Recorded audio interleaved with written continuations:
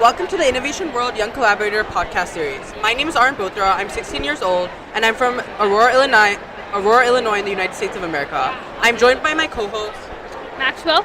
And today our guest is Reece Weitzel. Well, thank you for joining us, Reece. What brings you here today? I am here for this incredible Young Inventors challenge. I brought my game. I'm excited to present it. This is going to be awesome. Great. And can you tell us a little bit more about your game and what it is? Yeah. So my game is Echoes in the Airlock. It's a 4 to 20 player social influence game. It's kind of like Mafia, but the eliminated players still have a say and they decide the final winner. There's no hidden roles, and it's just kind of like convince other people why you shouldn't die. It's pretty fun. Tell me a little bit more about how you got inspired to do this game and why you ended up making it. So I got out of a high school board game night, and I was just like, wouldn't it be so great if I could play a game with every single person in this room? And so I started thinking of it, and a few nights later, it just hit me. And the next day, I started immediately prototyping. We played it a ton, and since then, for about a year, I've been just getting advice on how to improve it, how to make it more fun, and it's just been fantastic. That's amazing to hear. And you are a high schooler, correct? I am a high schooler. Okay. So why do you think it's important that high schoolers and younger kids are designing games and getting involved in this industry? I think that designing games is a fantastic way to learn things. Gamification is such a brilliant way to make things stick in people's heads. Like, if teachers or students are making games about things that they care about, they'll remember those things more. They'll get more involved in the community, and because of that, they'll just be able to get out there more. They'll feel a lot of importance with other people, which is super awesome for those kids. Yeah, the learning power of games is very high, and same with the social aspect. I think it has a lot of benefits. What are some sweet and sour moments you've had while making this invention? What's that? Some highs and lows, good and bad. Okay, so I brought this game to a convention, and that was so fun, but at the same time, there was this problem where people were eliminated and they were just bored. And so I've had to play test it a few hundred times and just learn what solutions I can make to those problems. And that's been an incredible experience, just building up, how do I make everyone engaged? How do I bring them all together as a community? And that's what's so great about these board games. And I'm sure as a high schooler, did you have a lot of experience in game design before you did this?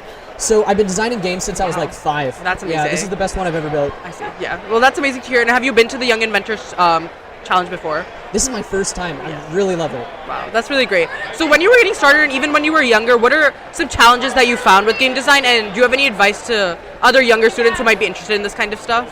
Yeah, so when I was really younger, I built a game 4 keys or whatever. You'd escape an island by getting keys, and that was super fun. I think just getting your game out there as soon as possible, just the game design process is make as much as you can and just immediately start playtesting, and then edit it, and then playtest. And you just do that again and again, and you show it to people, and they give you advice, and you take their advice and you make it better, and you just go at it with such an enthusiastic energy, and if you do that, you make your game incredible, you bring people together, and it just works. Wow, yeah, and I think that kind of strategy can be applied really to any kind of design idea, whether it be some kind of mechanical invention, some kind of software. So I really love that this game, the idea of game designing is helping people learn that at a younger age. Yeah, and just keep going at it, keep making it better, talking to people, engaging. It's so good.